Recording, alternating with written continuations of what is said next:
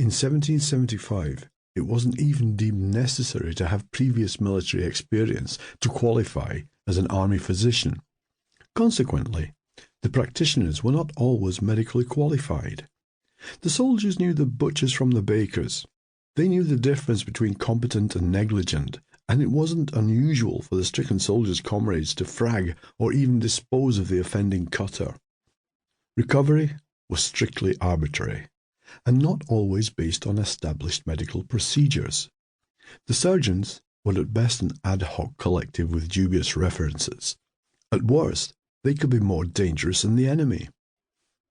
The American Army's medical department, formed in 1775, was comprised of civilian practitioners, many of whom were quite impervious to possessing any medical knowledge and demonstrably self-trained.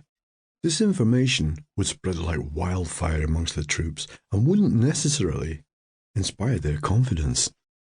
July 27, 1775 was another important date in the Revolutionary War calendar because the Continental Congress approved a minor resolution authorizing the creation of a functional hospital department to provide for this recently assembled Continental Army.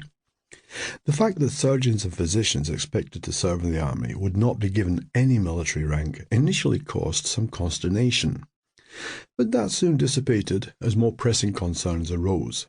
For a start, there was the drastic shortage of drugs and medicines. In response to the latter, in 1775, the Continental Congress created a medical committee whose sole remit was to devise ways and means of supplying the Continental Army with medicines.